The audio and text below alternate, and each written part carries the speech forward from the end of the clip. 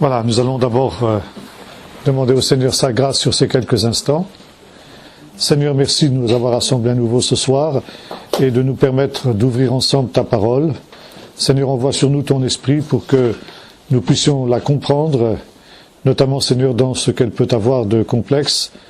Et donne-nous, Seigneur, surtout de pouvoir en saisir toutes les incidences pour la vie qu'est la nôtre, ici-bas, jusqu'à ton retour, au nom de Jésus. Amen. Voilà. La dernière fois, nous sommes arrêtés sur cet affrontement avec les puissances totalitaires qui forment le cœur du drame de l'Apocalypse. Et nous avons vu essentiellement apparaître deux empires qui sont opposés à Dieu, à sa parole, à son Messie et à son peuple d'Israël, et à son peuple de l'Église.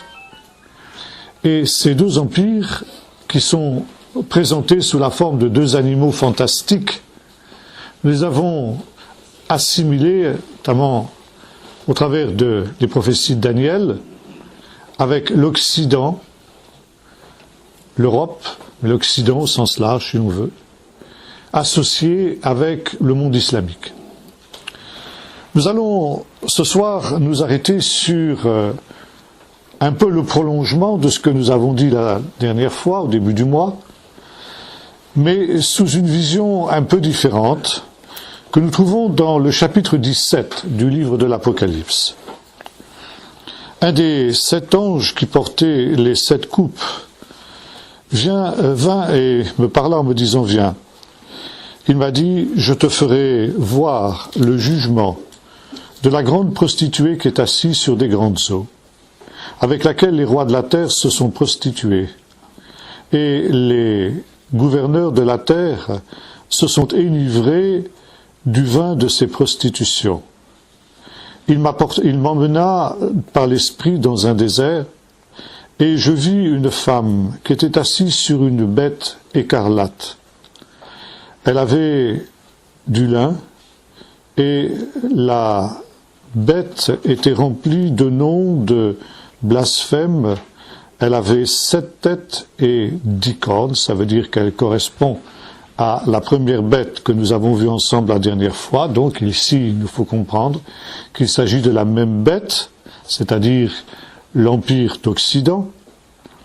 Quant à la femme, elle était revêtue d'écarlate et de lin.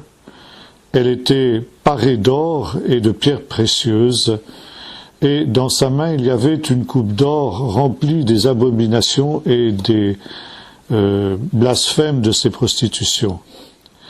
Et sur son front il y avait écrit un nom qui était un mystère, la grande Babylone, la mère des prostituées et des abominables de la terre. Je vis cette femme qui était ivre du sang des saints et du sang des témoins de Jésus, et quand je la vis, je fus frappé d'une grande stupeur. Voilà, donc ici, une vision un peu différente de celle que nous avons vue ensemble la dernière fois, bien que elle soit complémentaire, comme nous l'avons constaté, dans la mesure où il y a une bête que nous avons déjà rencontrée.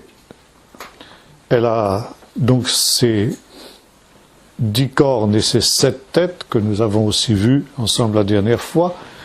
Et comme nous avons vu, elle apparaît comme étant une contrefaçon de l'œuvre du Seigneur, de la Trinité. Le dragon représentant le Père, la bête qui monte de la mer, donc notre bête ici représentant le Fils, et enfin la bête qui monte de la terre, le faux prophète représentant le Saint-Esprit. Il y a ici une contrefaçon aussi de la personne de Jésus en la personne de cette bête, en ce que, de la même manière que le Messie véritable est qualifié de celui qui est, qui était et qui vient, ici nous retrouvons un nom qui est un petit peu calqué de la même manière. Elle était, elle n'est plus, et elle réapparaîtra. Donc 3 termes, comme dans les 3 termes qui concernent la personne de Jésus. Mais ce qui est nouveau dans cette vision, c'est essentiellement la femme dont il est question ici. Une femme qui apparaît ici comme une prostituée. Et justement, cette femme apparaît comme un mystère. Un mystère, ça veut dire une réalité cachée dans le plan de Dieu en tout temps, et qui n'est compréhensible que par une révélation particulière du Saint-Esprit qui vient au temps de Dieu, au temps donné. Cette femme, cette prostituée, qui est en même temps parée de tout un luxe qui a été le résultat de ses prostitutions, chevauche la bête. Ça veut dire la contrôle, la domine, jusqu'au moment où il nous est dit que cette bête et les royaumes qui la composent se mettent à haïr cette prostituée et ils la font périr, en sorte que, en agissant de cette manière, ils deviennent un instrument de Dieu pour la destruction et l'extermination de cette prostituée. Cette prostituée, elle est assise donc sur cette bête qui a 7 têtes, et les 7 têtes, nous est-il dit, on n'a pas lu tout le chapitre, vous le lirez, on n'a pas fait pour gagner un petit peu de temps, mais ces 7 têtes, nous est-il dit, ce sont 7 collines sur lesquelles la ville est la prostituée est assise. 7 collines, c'est définir, on ne peut plus clairement l'identité de l'empire dont il est question, puisque dans la littérature classique, depuis toujours, Rome est désignée comme étant la ville aux 7 collines. Outre les 7 têtes de la bête, elle a 10 cornes. 10 cornes que nous avons déjà rencontrées. 10 cornes qui sont aussi la caractéristique de la 4e bête de Daniel du chapitre 7, mais aussi des 10 orteils de la statue que le roi Nebuchadnezzar avait vue dans le chapitre 2 du même livre du prophète Daniel. Ces orteils, donc, sont constitués à la fois d'argile et de fer. Ça veut dire qu'ils sont en partie faibles et en partie forts. Et surtout, ils sont un alliage contre nature. De la même manière que le fer et l'argile ne peuvent pas s'unir, de la même manière, ces deux entités qui constituent le stade final de ce royaume ne peuvent pas s'allier. Sont des alliances contre nature, et le livre du prophète Daniel au chapitre 12 nous montre justement que cette coalition contre nature se disloque au moment de l'assaut final des nations contre Jérusalem. Les 10 corps dont il est question ici sont identifiés avec 10 rois qui surgiront justement de la bête. 10, il ne faut pas prendre ce chiffre au sens plénier du terme. Nous sommes ici dans tout la symbolique des chiffres qui est caractéristique des apocalypses en général et de notre apocalypse ici en particulier. 10 signifie un certain nombre d'eux.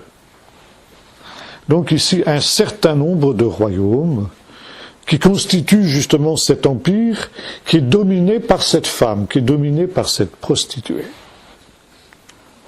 Par conséquent, ici, il s'agit d'une entité, d'une réalité qui va contrôler le monde politique qu'est l'Empire romain. Alors maintenant, il nous faut identifier cette prostituée. La prostituée, c'est quelque chose, c'est un thème aussi qu'on retrouve souvent dans l'Écriture. Dans l'Écriture, le peuple d'Israël est comparé à l'épouse du Seigneur. C'est un thème qu'on trouve déjà chez les rabbins, et notamment comment on dit en français, Mahamat Sinaï, on dit en hébreu, c'est la rencontre du peuple d'Israël avec Dieu au mont Sinaï, est considéré comme un mariage entre Dieu et Israël. Et la Torah qui a été donnée au mont Sinaï, au peuple d'Israël, correspond à ce qu'on appelle en hébreu la Ktuva, c'est-à-dire le contrat de mariage qui scelle, encore aujourd'hui dans la tradition juive, l'alliance des deux époux. Par conséquent, l'idée que Dieu a épousé le peuple d'Israël au pied du mont Sinaï est quelque chose que vous trouvez chez les rabbins. Vous retrouvez cette idée aussi dans l'exégèse que les rabbins, un peu avant l'époque de Jésus, ont fait du Cantique des Cantiques. Selon les sages, le Cantique des Cantiques évoque justement ce mariage entre l'époux, alors qui est tantôt considéré comme étant Dieu lui-même, ou parfois comme étant le Messie, d'où l'expression qu'on retrouve d'ailleurs dans la bouche de Jésus lui-même, quand il parle de ça, dans les paraboles de sa venue, l'époux. Jean-Baptiste dira aussi que le Messie, c'est l'époux. Parler de l'époux au peuple juif de l'époque de Jésus, c'était immédiatement parler du Messie, parce que tout le monde connaissait cette exégèse du Cantique des Cantiques. Quant à l'épouse, c'est bien évidemment Israël. Maintenant, cette épouse que Dieu a épousée au Sinaï, à la suite des vicissitudes de son histoire, devient une prostituée. En quoi devient-elle une prostituée? En ce qu'elle se prosterne avec des dieux étrangers. L'idolâtrie, qui sera le péché qui va menacer Israël pendant toute l'époque du premier temple, ce que les chrétiens appellent la période de l'Ancien Testament. Je veux bien, merci, oui. Donc, l'idolâtrie est considérée comme une prostitution. Si, effectivement, le peuple d'Israël a été marié avec le Seigneur, il est donc son seul époux, et par conséquent Israël n'a qu'un seul Dieu, et Israël ne doit se prosterner que devant un seul Dieu. Si Israël, à l'exemple des nations, se laisse entraîner à adorer des idoles, cela correspond pour elle à un adultère spirituel. Et les prophètes, notamment, qui ont dénoncé cette infidélité, cette idolâtrie d'Israël, ont souvent pris justement cette image d'un adultère spirituel.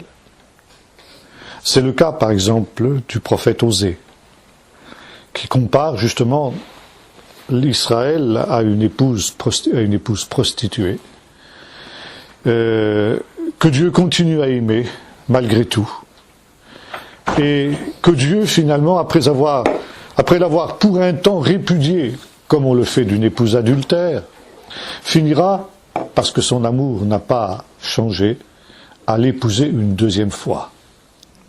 Et dans le chapitre 2, nous avons ce magnifique passage où le Seigneur dit « Je vais la conduire au désert et je vais la séduire à nouveau, je parlerai à son cœur. » Et là, eh bien, il y aura une nouvelle alliance, ça veut dire un nouveau mariage entre Israël et son peuple.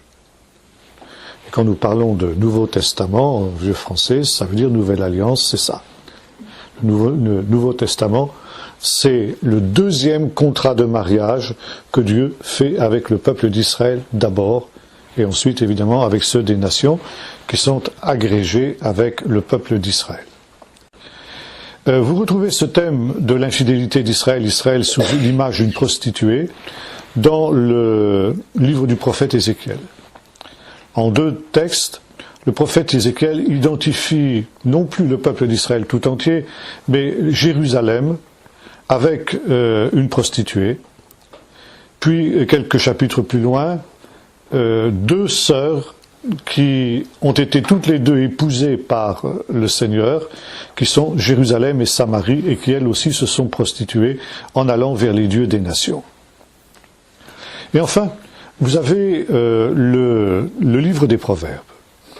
Le livre des Proverbes, qui est un livre de sagesse, et par conséquent qui appartient, comme nous l'avons vu, au même registre que le livre de l'Apocalypse, c'est-à-dire à la littérature sapientiale, à la littérature de la sagesse. Et le livre des Proverbes est orienté autour de 2 pôles antagonistes, un pôle négatif et un pôle positif. Dès le début du livre, nous voyons apparaître sagesse et folie, donc 2 réalités antagonistes. Sagesse, qui est la crainte de l'Éternel, qui est non pas une capacité humaine de connaître des choses cachées, mais une communion particulière avec Dieu.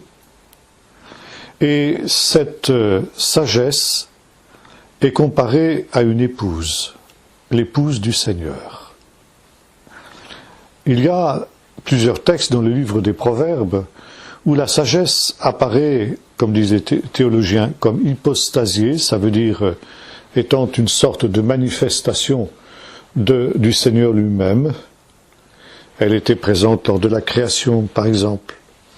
Et par conséquent, elle s'identifie avec l'épouse du Seigneur. Cette idée d'une épouse fidèle, d'une épouse irréprochable, sépare aussi ce thème que s'achève le livre des Proverbes. Au chapitre 31, notamment, il y a ce qu'on appelle l'éloge de la femme forte, de la femme vaillante, de la femme vertueuse. C'est très difficile à traduire cette expression. En hébreu, ça se dit Eshet Chayil. C'est un texte qui est lu d'ailleurs chaque vendredi soir au moment de l'entrée du Shabbat par le père de famille, qui fait ainsi l'éloge de son épouse devant les enfants, pour que les enfants apprennent à respecter leur mère. Et puis, ça c'est le pôle positif, et le pôle négatif c'est la folie. La folie est exactement le contraire de la sagesse. La folie, c'est le non-respect des commandements de Dieu. C'est le refus justement de craindre le Seigneur. C'est le désir de n'en faire qu'à sa guise. Et la folie est représentée sous la forme de ce que le livre des Proverbes appelle l'étrangère, qui elle aussi est une femme adultère, et tantôt une femme adultère, tantôt une prostituée, parfois les deux. Et nous retrouvons justement dans le livre des Proverbes ce double thème de la femme fidèle et de la prostituée, qui sont l'incarnation de ces deux pôles autour desquels le livre tout entier repose. Bien sûr, ce thème vous le retrouvez aussi dans le Nouveau Testament. Je l'évoquais tout à l'heure, par exemple, lorsque Jésus lui-même est qualifié de l'époux. Et vous le retrouvez aussi lorsque l'apôtre Paul, notamment, va identifier l'Église avec une épouse fidèle. Alors, c'est plus d'ailleurs une fiancée qu'une épouse pour l'heure. Parfois, on me demande, alors, c'est qui finalement l'épouse? C'est Israël ou l'Église? Alors, je vais répondre très rapidement à cette question, c'est les deux. Nous sommes des cartésiens, nous sommes des occidentaux, et par conséquent, si l'épouse c'est Israël, ça ne peut pas être l'Église. Et si c'est l'Église qui est l'épouse, ça ne peut pas être Israël. Bon. Ça, c'est un raisonnement typiquement occidental. Pour les hommes de la Bible, c'est toujours en situation qu'une image est donnée. Et par conséquent, une image peut être recyclée, si j'ose dire, elle peut être réinterprétée dans un autre contexte par un autre auteur. Je vous ai déjà dit, par exemple, que si, chez le prophète Osée, l'épouse infidèle, c'est Israël, chez le prophète Ézéchiel, c'est Jérusalem. Et chez le même prophète, à quelques chapitres de distance, ce sont deux sœurs, à la fois Jérusalem et Samarie. Donc voyez-vous, il faut pas systématiser les choses. Évidemment, ce thème du peuple de Dieu en tant qu'épouse du Seigneur, ou fiancée, ou disons, jouissant d'un lien matrimonial, disons les choses comme ça, avec Dieu, c'était un thème qui était connu dans le peuple d'Israël de l'époque du deuxième temple, de l'époque de Jésus et des apôtres, et que Jésus, Jean-Baptiste d'abord, Jésus et les apôtres ont aussi recyclé et ont aussi employé, thème que nous allons retrouver aussi ici dans notre Apocalypse. Par conséquent, ici, Paul, par exemple, nous dira, parlant aux Galates, si ma mémoire est bonne, je vous ai fiancé à un seul époux pour vous faire paraître devant votre Seigneur comme une épouse sans tache, ni ride, ni rien de semblable. Nous trouvons aussi dans les paraboles de Jésus de nombreuses métaphores qui tournent autour justement de l'idée du mariage. Le royaume des cieux est semblable à un roi qui fit des noces pour son fils. Plusieurs paraboles commencent de cette manière. Il y a aussi la fameuse parabole des 10 vierges, qui elle aussi est directement inspirée de l'exégèse que l'on faisait à l'époque de Jésus du Cantique des Cantiques. Dans le Cantique des Cantiques, à côté de l'époux et de l'épouse, on trouve un chœur des filles de Jérusalem. Et à plusieurs reprises, l'épouse prend à témoin les filles de Jérusalem, qui en fait sont les suivantes de la fiancée au moment du mariage. Les 10 vierges dont il est question dans notre parabole ne sont rien d'autre justement que la concrétisation de ce chœur des filles de Jérusalem, dont il est question dans le livre du Cantique des Cantiques. La parabole appartient, comme nous l'avons vu, au style de la littérature de la sagesse et par conséquent aussi au style de la littérature apocalyptique. Le thème essentiel des paraboles, c'est la venue du royaume, ça veut dire les choses dernières. Et la parabole des 10 vierges évoque justement aussi, c'est une petite apocalypse, si on peut parler comme ça. Donc, 10 jeunes filles, 10 vierges, qui ont été invitées à ce mariage et qui se sont équipées en conséquence avec des lampes et avec de l'huile. 5 étaient sages et 5 étaient folles. Et là, nous retrouvons à nouveau ce thème que nous avons évoqué tout à l'heure au travers du livre des Proverbes, la sagesse et la folie. Sagesse et folie qui vont être déterminantes pour les choses de la fin. Parce qu'en dernier ressort, seuls les sages vont entrer dans la salle du festin, les folles, au contraire, vont être rejetées. Vous retrouvez ce thème aussi à la fin du livre du prophète Daniel, où il est question de ces choses cachées, qui seront révélées au temps de la fin, mais seuls les sages comprendront, les insensés ne comprendront pas. L'apocalyptique fait toujours la différence entre les sages et les folles. Sagesse et folie, ce sont 2 mots aussi qui sont synonymes de juste et de méchant. Il faut être fou pour pécher. Par conséquent, le fou est aussi un méchant.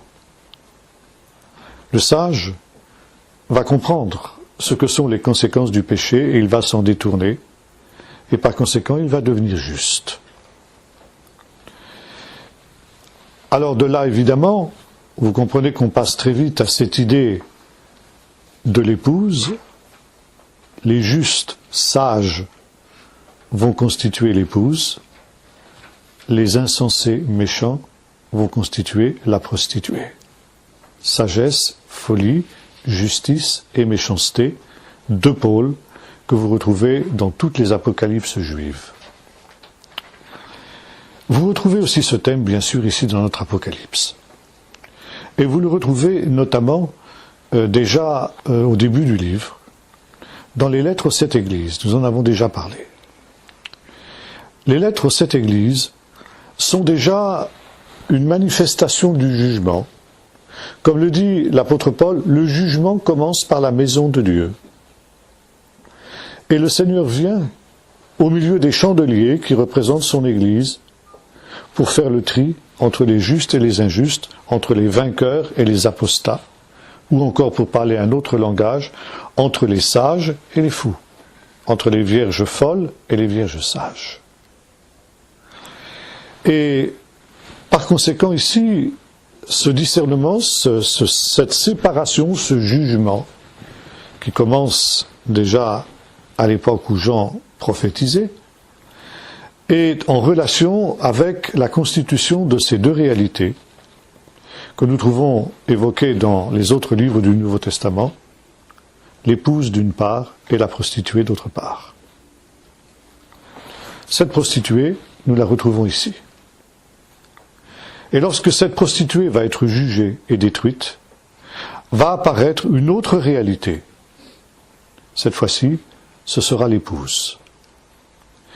Il y a un parallèle entre les paroles de l'ange que nous avons lues dans le chapitre 17, verset 1er, qui dit à Jean, viens et je te montrerai la grande prostituée avec laquelle les rois de la terre se sont livrés à la prostitution. Et au début du chapitre 20, le même ange parle à Jean et lui dit, viens, et je vais te montrer l'épouse de l'agneau. Et dans les deux cas, il est entraîné sur une haute montagne, et il voit deux femmes, dans un cas comme dans l'autre, mais deux femmes qui sont foncièrement différentes l'une de l'autre.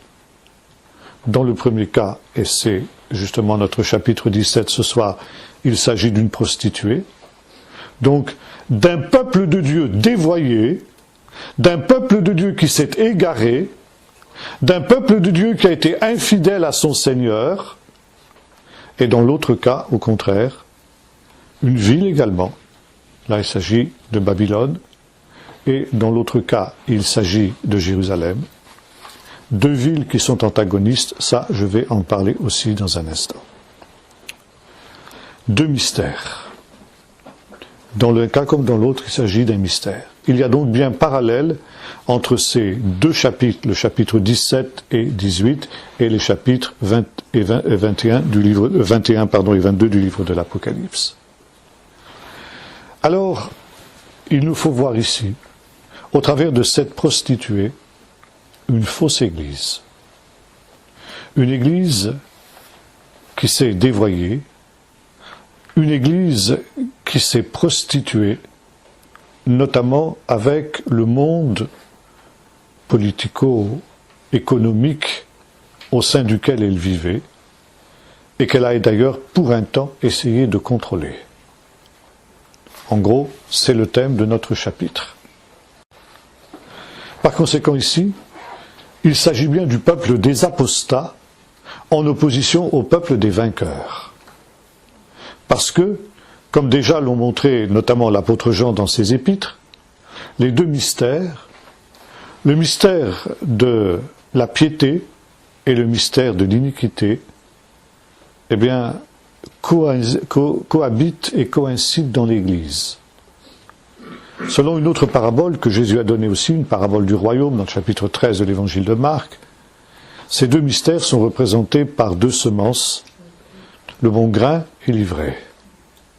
Et pendant tout un temps, ces deux entités, ces deux réalités croissent ensemble, jusqu'au temps de la fin, jusqu'au moment où justement s'opère le grand tri. Et le grand tri, c'est justement ce jour de l'Éternel, dont il est question ici, qui commence avec ces lettres aux 7 églises, parce que le jugement commence par la maison de Dieu. Et il est à noter que cette fausse église, cette grande prostituée, elle est jugée avant que ne soient jugées les puissances politiques qu'elle a essayé de contrôler. Parce que le jugement, encore une fois, commence par la maison de Dieu. Bien. Maintenant, il y a un verset très intéressant qu'on trouve dans le chapitre 17, verset 18. La prostituée que tu as vue, c'est la grande ville qui a autorité sur les rois de la terre. Et sur le nom de cette ville, il y a sur le fond de la femme, il y a un nom, un mystère, Babylone la grande. Alors arrêtons-nous un petit peu sur cette réalité pour essayer un petit peu de comprendre l'identité de cette femme mystérieuse. Babylone, c'est quelque chose qui est en relation aussi avec l'apocalyptique juive. Dans le livre du prophète Daniel, il y a, avant l'arrivée du royaume messianique, une succession de 4 empires, dont le premier est l'empire babylonien. L'empire babylonien qui était contemporain de Daniel et dont le roi de l'époque était le roi le plus glorieux, Nebuchadnezzar, qui a amené cet empire néo-chaldéen ou babylonien à son apogée. Et l'idée qui est celle des sages d'Israël, c'est que le 4e empire, le dernier empire, qui sera détruit par le royaume de Dieu et par le Messie quand il viendra, cet empire qui n'est pas nommé dans les prophéties de Daniel, sera en réalité une résurgence de l'Empire babylonien. C'est une des raisons pour lesquelles, par exemple, quand on parlait de Babylone à l'époque de Jésus, tout le monde, tous les Juifs en tout cas, comprenaient qu'il s'agissait de Rome, de l'Empire romain. Par exemple, Pierre écrit depuis Babylone. Alors on peut penser, beaucoup d'exégètes pensent qu'il s'agit en fait de Rome. C'est un mot codé pour signifier Rome. Et cet empire, parce que justement il est sans nom, sera une résurgence de l'Empire babylonien.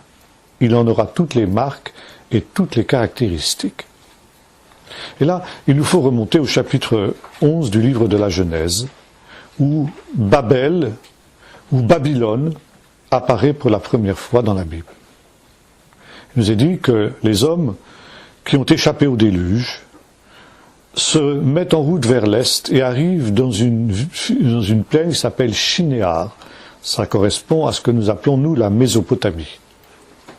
Shinéar, ça vient d'une racine hébraïque qui signifie être secoué. C'est un endroit de criblage, en quelque sorte, un endroit où l'on est secoué. Et là, ils vont construire une ville et une tour.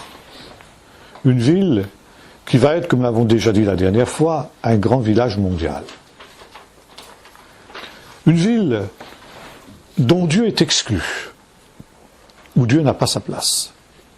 Une ville qui est en fait l'expression et la manifestation d'une révolte contre Dieu. Au chapitre 10 du livre de la Genèse, il est question déjà de cette ville qui a été à l'origine du premier empire humain, qui a été créé par ce que les historiens modernes appellent le roi Sargon Ier d'Akkad, que ici le texte biblique appelle Nimrod. Nimrod, c'est un mot qui vient d'une racine hébraïque, limrod, qui signifie se révolter. Nimrod, c'est le révolté, celui qui se révolte contre Dieu. Il est grand chasseur devant l'Éternel, nous est-il dit, et on peut comprendre aussi, il est grand chasseur contre Dieu. Par conséquent, c'est l'homme qui va entraîner toute l'humanité dans une grande révolte contre Dieu. Il est animé d'une haine de Dieu et il va s'efforcer de créer un monde où Dieu n'a plus sa place, d'où Dieu est exclu, où les hommes interdisent à Dieu d'intervenir. Or, Dieu décide de descendre et de confondre le projet de ces hommes. D'où le nom de Bavel, que l'on donne en hébreu à cette ville. Babel en français, Bavel, ça vient du bilboul, ça signifie le bouleversement, la confusion.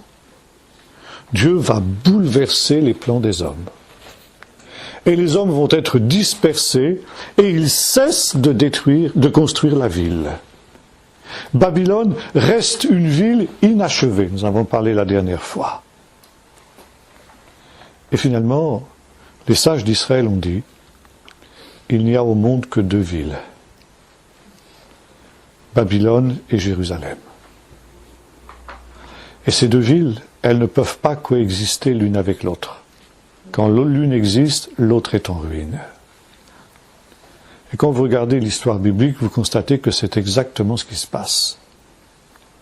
Lorsque Dieu descend pour confondre Babel, en quelque sorte pour la détruire, c'est une sorte de destruction en fin de compte. Abraham sort de Babel, c'est-à-dire d'Ur-en-Chaldée, qui était une composante de cet empire akkadien, akkado-sumérien, et il va vers Jérusalem. Et le résultat, c'est que quelques générations plus tard, Jérusalem devient la ville que Dieu adopte, la ville de Dieu. L'apogée de Jérusalem aura lieu avec le règne de Salomon. Et les historiens profanes vous disent que l'apogée du royaume de Salomon a été possible, parce qu'à cette époque-là, l'empire babylonien était en décadence. Donc Babylone était en ruine. Quelque temps après la mort de Salomon, Babylone, va se relever justement de cette décadence. Et à nouveau, elle arrive à son apogée avec Nebuchadnezzar dont nous avons parlé tout à l'heure. Et qu'est-ce qui se passe quand Babel atteint son apogée, Babylone, puisque Babel c'est le nom hébreu, Babylone c'est le nom grec, eh bien Babylone détruit Jérusalem et déporte les habitants de Jérusalem en Babylonie. 70 ans plus tard, 536 avant Jésus-Christ, Cyrus de Perse détruit, s'empare et détruit Babylone. Et il autorise les exilés à Babylone à retourner et à reconstruire Jérusalem. Jérusalem est reconstruit par Ezra et Néhémie parce que Babylone est en ruine. Et puis, Jérusalem va subsister jusqu'à ce qu'apparaisse justement la deuxième Babylone, Rome, dont nous avons parlé il y a un instant. Et alors que Rome-Babylone atteint son apogée, le même scénario se produit. Rome, Babylone détruit Jérusalem et déporte ses habitants jusqu'à nos jours. Et pour que apparaisse la nouvelle Jérusalem dont ont parlé les prophètes, il faut que Babylone soit détruite. Babylone-Rome soit détruite. Et voyez-vous, c'est très intéressant de noter que tous les constructeurs d'empires ont eu le désir de renouveler ce que Nimrod a essayé de réaliser, un empire universel. Alors c'est vrai de tous les grands conquérants, c'est vrai de Nebuchadnezzar, c'est vrai de Cyrus de Perse, c'est vrai d'Alexandre le Grand, c'est vrai de Jules César, c'est vrai de Charlemagne, c'est vrai de Napoléon Bonaparte, d'Hitler. Et Dieu n'a permis à aucun homme d'achever Babylone. Babylone est toujours restée inachevée. Et quand nous arrivons dans ce chapitre 17 du livre de l'Apocalypse, Babylone est enfin achevée. Le rêve des hommes s'est concrétisé. Et les hommes s'imaginent que cette ville va régner pour l'éternité. Je ne serai jamais veuve. Je ne serai jamais privée d'enfants, dit cette femme. Et le Seigneur lui dit, en 1 heure, ces choses t'arriveront. Et cette ville qui semblait éternelle, tant elle était solide, cette civilisation, eh bien, va connaître un jugement terrible. Et au moment où cette Babylone, qui remonte aux origines, va être définitivement anéantie, eh bien, c'est pour laisser place à la nouvelle Jérusalem, qui dans les chapitres suivants va descendre du ciel. La destruction de Babylone est la condition sine qua non de l'apparition de la nouvelle Jérusalem. Parce qu'encore une fois, ces deux villes ne peuvent pas vivre ensemble. Maintenant, à Babylone, dans le chapitre 11, il y a un roi, nous en avons parlé, c'est Nimrod, le révolté. Et on l'appelle aussi dans la tradition juive Aracha, le méchant. C'est quelque chose aussi que nous retrouvons dans la qualification que les sages d'Israël font de Rome. Dans toute la littérature de l'époque du Nouveau Testament, Rome est appelée par les sages Malchut Aracha, ça veut dire l'empire du méchant, ou l'empire méchant tout simplement. Mauvais, fou. Il va d'ailleurs à l'abîme à cause de cette folie qu'est la sienne. Parce que comme le disent les textes de Qumran, sa force militaire, voilà son Dieu. Et citant un texte du livre du prophète Habakkuk, c'est dit, ils se prosternent devant leurs enseignes. Vous savez que les légions avaient des enseignes qui représentaient des dieux romains. Et de fait, les légions romaines rendaient un culte à ces enseignes. Ça n'avait pas échappé aux sages d'Israël qui voyaient justement une marque de cet empire du méchant. Le méchant, empire du méchant, parce que c'est aussi un être divinisé. Les Romains avaient divinisé leur empereur. Et ça, pour les Juifs, c'était la pire des abominations à laquelle on puisse rêver. La pire des prostitutions à laquelle on puisse rêver. Et par conséquent, il y avait cette idée que, de la même manière qu'il y avait eu une première Babylone, et qu'il y aurait à la fin une deuxième Babylone, il y aurait aussi à la fin un deuxième Nimrod, qui entraînerait sous l'égide de cet empire l'humanité tout entière dans une grande révolte contre Dieu. Et ce deuxième Nimrod, on l'appelait le méchant, Aracha. La tradition juive lui a donné un autre nom, je ne sais pas d'ailleurs d'où ça vient exactement cette idée.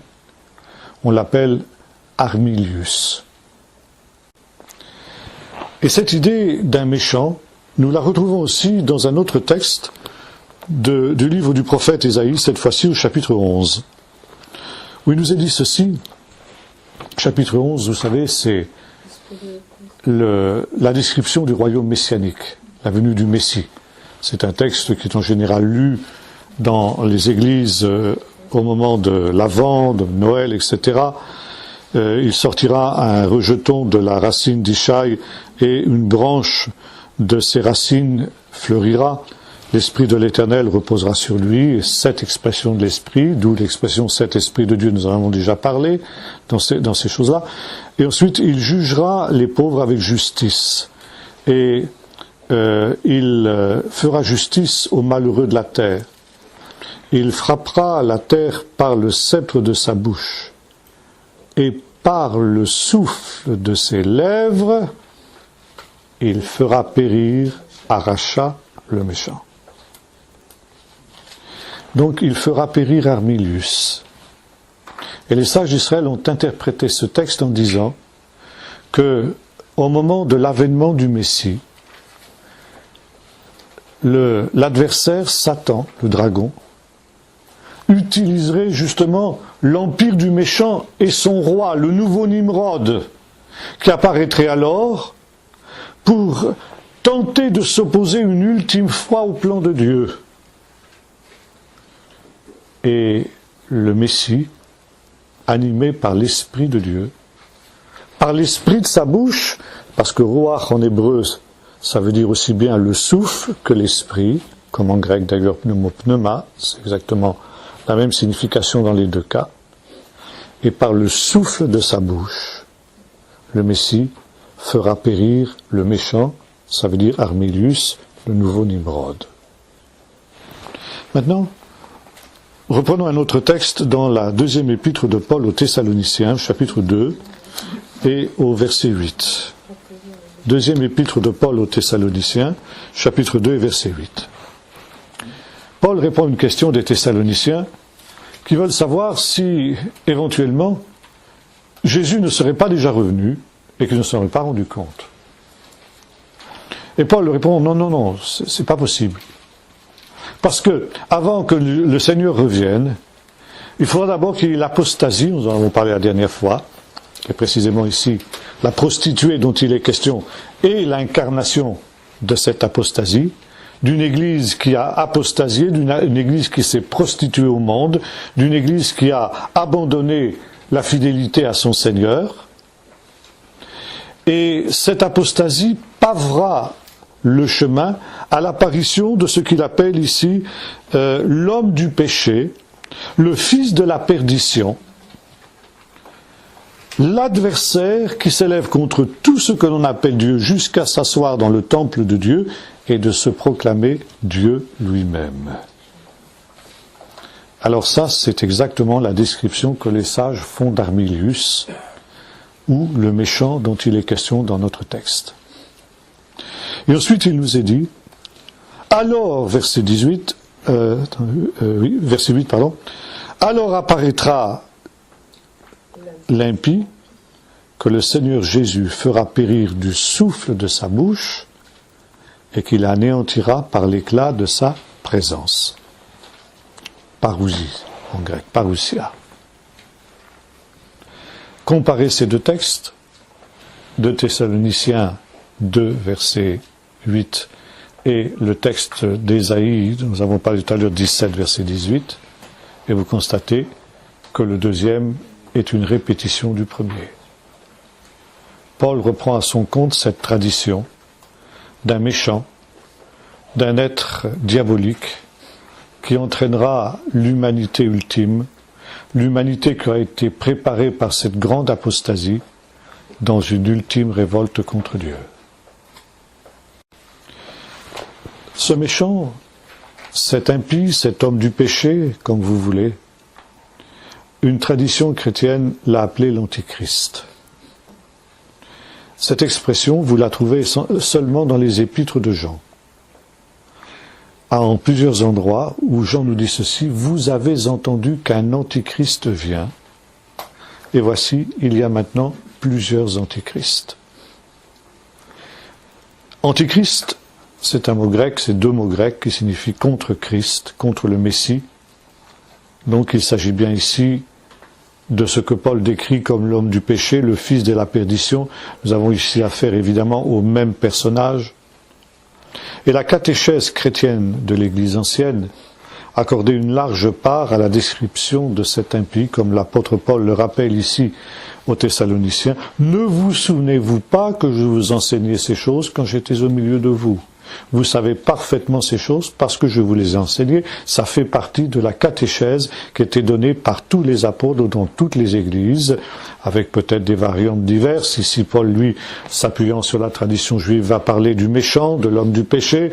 Jean parlait de l'antichrist, qui était certainement un mot qui avait été forgé par les premiers milieux chrétiens, mais qui finalement font allusion au même personnage. Par conséquent ici, homme du péché, l'Antichrist, cet homme qui va être le chef de cette grande coalition de toutes les nations qui s'assembleront contre Dieu au dernier jour et qui va être composé de la réunion de ces deux entités que nous avons évoquées ensemble, ces deux bêtes, la bête qui monte de la mer que nous avons identifiée avec l'Empire romain et la bête qui monte de la terre que nous avons identifiée avec l'Empire islamique. Dernier point. Et la prostituée dans tout ça. Parce que finalement, c'est de cela qu'il s'agit. Eh bien, il est évident, quand nous lisons ce que nous dit l'apôtre Jean à ce sujet, que cette prostituée, ça veut dire cette église dévoyée, elle va chercher à s'allier avec ces puissances-là. Et ainsi, Jean anticipe et dénonce, ou peut-être l'anticipe pas tellement, parce que apparemment ça existait déjà de son temps, quand il dit qu'il y avait déjà plusieurs antichrists. Jean ici dénonce en tout cas ce que sera une des tentations de l'Église de tous les lieux, de tous les temps. Ça veut dire s'allier avec le monde, utiliser les moyens du monde, la puissance du monde pour dominer. Au lieu d'être une humble servante, ce qu'est sa vocation d'Église, elle cherchera à être maîtresse. Et ça peut se produire à différents niveaux. Alors maintenant, il est peut-être temps d'essayer de définir d'un petit peu plus près qui est cette Église apostate, cette grande prostituée. Depuis l'époque de la Réforme, à partir de Luther, les milieux protestants et évangéliques, évidemment, ont vu dans la grande prostituée l'Église romaine. C'était évidemment facile, puisqu'effectivement ici, cette prostituée, elle est assise sur les 7 collines qui sont la ville de Rome, elle est ivre du sang des saints, bref, il y avait différents indices qui orientaient, si vous voulez, une certaine exégèse dans ce sens-là. En fait, je pense que c'est quelque chose qui va bien au-delà. Et je voudrais, pour terminer, simplement évoquer, j'ai du temps encore, une vision qu'a eue un pasteur danois au début du siècle dernier. Pour ceux qui le connaissent, il s'agissait du pasteur Ove Falg. Ove Falg, quand il était jeune pasteur au Danemark, dans une église pentecôtiste, c'était le début du réveil pentecôtiste, au début du siècle dernier, avait été envoyé par son pasteur ancien, il était stagiaire chez un pasteur ancien, et son pasteur l'avait envoyé un dimanche après-midi faire un culte dans une église annexe qu'ils avaient à quelques kilomètres de l'endroit où ils se trouvaient. À cette époque-là, les jeunes pasteurs n'avaient pas de voiture comme aujourd'hui, se déplaçaient à bicyclette. Et pendant qu'il est en train de pédaler sur sa bicyclette pour aller se rendre dans cette église, il priait pour que le Seigneur bénisse la réunion qui allait suivre. Et soudain, le Seigneur lui a donné une vision. Il a dû arrêter sa bicyclette dans un fossé, il s'est mis à genoux, et le Seigneur lui a donné une vision extraordinaire. Il voyait dans le lointain une croix qu'il distinguait assez mal, mais il voyait bien que c'était quelque chose qui avait la forme d'une croix. Et c'était, vous savez, comme dans certains procédés cinématographiques, ce qu'on appelle le travelling, soudain, cette croix s'approchait de lui, et par conséquent, plus la croix se rapprochait, plus on en distinguait les détails. Soudain, il s'est rendu compte que cette croix, c'était en fait un bâtiment en forme de croix. Et puis, la vision se rapprochait toujours plus, et il a constaté que, en fin de compte, ce bâtiment en forme de croix, c'était une prison. Il voyait les barreaux aux fenêtres, il voyait une porte à l'entrée comme une grande porte de prison. Et sur le devant de la porte, un ange l'attendait et l'a introduit à l'intérieur de la prison. L'ange a pris une clé et a ouvert une première cellule. Et là, dans cette cellule, avait lieu une messe catholique. Bon. Notre ami ne comprenait pas encore très bien. L'ange le fait passer dans la cellule suivante. Une liturgie orthodoxe. Bon. Troisième cellule. Alors, je veux dire n'importe quoi, hein, un culte copte, syro-chaldéen, enfin bref. Donc, toutes les dénominations traditionnelles y sont passées. Puis, on arrive à un culte luthérien. Bon. Notre ami avait quitté l'église luthérienne, ça ne le dérangeait pas trop. Cellule suivante, un culte réformé. Cellule suivante, là, ça commençait à devenir plus embêtant, un culte baptiste. Et puis, enfin, dernière cellule, un culte pentecôtiste. Et à ce moment-là, il entend la voix de l'ange qui lui dit « La grande prostituée ». Et pour ce jeune homme, c'était une catastrophe. Il dit quoi, Seigneur? Mon église pentecôtiste, elle fait partie de la grande prostituée. Moi, j'ai toujours cru que c'était l'église catholique. L'église luthérienne peut-être aussi, d'ailleurs. Mais les églises évangéliques, mais sûrement pas. Alors, moi, je fais partie de la prostituée. Mais Seigneur, moi, je ne veux pas faire partie de la prostituée. Je veux faire partie de l'épouse, moi. Et à ce moment-là, il voit un nuage noir qui vient et qui recouvre la croix prison. Et puis une tempête terrible qui se déchaîne, des éclairs, un tonnerre, etc. Enfin bref. Et quand le nuage se dissipe, l'orage se dissipe, la croix prison avait disparu, il ne restait plus la moindre trace. Anéantie.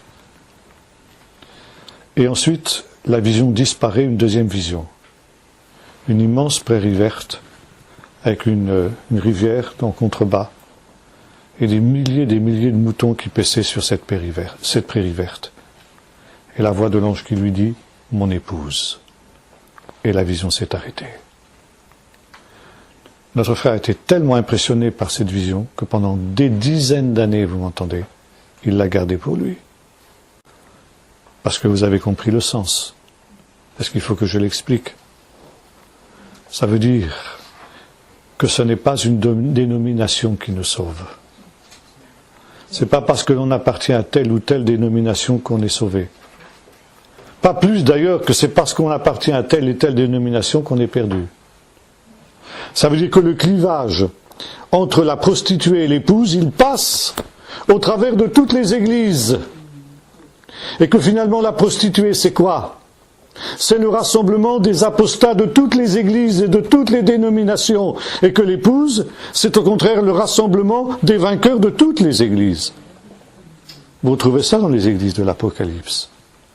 Même dans les églises les plus bas tombées, telles que celle de Laodicée, il y a des vainqueurs. Moins certainement qu'à Philadelphie, mais quand même il y a des vainqueurs. Et voyez-vous, la chose importante, je vais en arrêter là pour ce soir, c'est justement de savoir dans lequel de ces deux camps nous nous situons.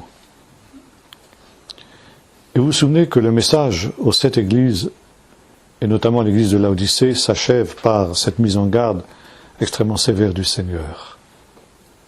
Parce que tu es tiède, et que tu n'es ni froid ni bouillant, je te vomirai de ma bouche. Voyez-vous, cette idée de 2 pôles, que nous avons rencontré dans le livre des Proverbes, sagesse, folie, épouse, prostituée, juste, méchant, bon grain, ivraie, tout ça c'est des images qui représentent la même réalité. Eh bien finalement il faut choisir son camp.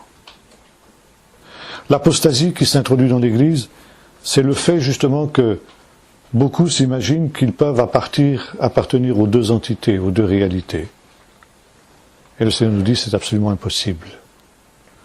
Ou l'on est de l'un, ou l'on est de l'autre. Il faut savoir de quel côté on se situe. Et le drame de la Odyssée, donc de l'Église apostate, c'est de dire je suis riche, et nous retrouvons ici la même idée, cette femme qui dit je suis riche, je n'ai besoin de rien, et tu ne sais pas que tu es pauvre, misérable, aveugle et nu.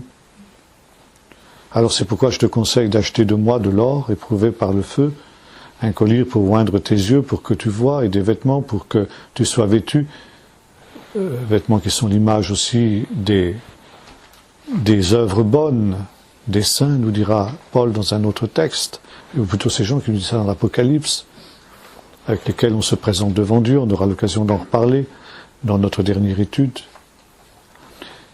Et moi je reprends et je châtie tous ceux que j'aime, et donc du zèle et repens-toi.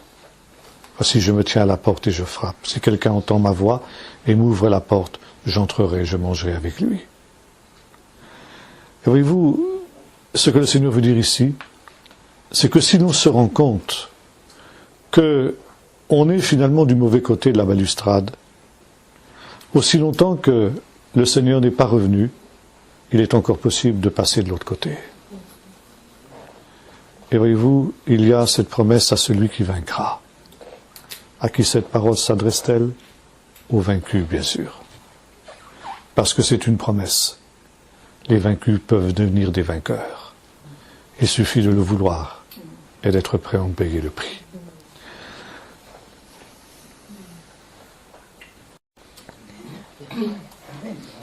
Voilà. Si vous avez quelques questions maintenant qu'on est hors micro. Est-ce que tu peux nous préciser si Nimrod est bien un des descendants de Noé? Parce que tu as dit que ceux qui ont échappé au début. Oui. Il n'y a que ceux-là qui ont échappé au début. Mais c'est un descendant de Ham, le fils impie, qui avait été maudit. Oui, Cham, on dit en français, en hébreu c'est Ham. C'est le petit-fils qui avait été maudit, non? Non, oui, Canaan, qui était son descendant aussi. Mais Nimrod était un descendant de Ham. Par ailleurs, est-ce que tu pourrais nous épeler, s'il te plaît, Aracha et Armélius? Parce que je suis pas... Aracha, ça s'écrirait, c'est l'article H-A, R-A-S-H-A. H-A-R-A-S-H-A, ok. Armilius, comme ça se prononce. Armilius. C'est un nom romain. C'est un nom romain. Ra, c'est mauvais, oui. Ra, c'est le mal. Racha, c'est celui qui fait le mal. Donc le méchant. Le méchant, l'impie, Paul le traduit par l'impie, mais c'est pareil, on peut traduire aussi de cette manière-là.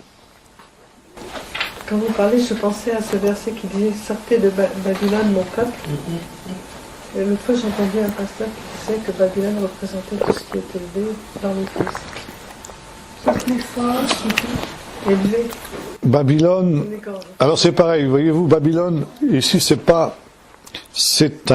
une image qui est employée, même dans l'Apocalypse, à différents registres. Alors, c'est à la fois l'empire du méchant, qui sera une nouvelle Babylone, on l'a vu tout à l'heure, et c'est à la fois finalement l'église apostate, vous voyez, qui s'oppose à Jérusalem, Jérusalem qui représente le royaume de Dieu, et qui représente aussi le peuple de Dieu fidèle. L'épouse de l'agneau qui s'est parée comme une épouse pour son époux, dit le chapitre 21 du livre de l'Apocalypse. C'est toujours pareil, il faut faire attention. Je disais tout à l'heure, les images, c'est pas parce que c'est dans tel texte référence à telle et telle réalité qu'automatiquement dans un autre texte ce sera forcément la même réalité. Vous voyez? Ça c'est ce qu'on appelle parshan en hébreu, ça veut dire une explication en situation. En situation, si vous voulez, une image peut avoir une autre signification, mais bien entendu avec toujours le fond commun, si vous voulez, savoir que c'est le peuple de Dieu. Quand il s'agit de Babylone, c'est le peuple, ou la prostituée, c'est le peuple de Dieu infidèle. Que ce soit Israël, ou que ce soit l'Église, ou que ce soit Jérusalem, etc. Bien, eh bien, on va se tenir à ça. Et bonnes vacances à tous, alors, et à la rentrée, Dieu voulant.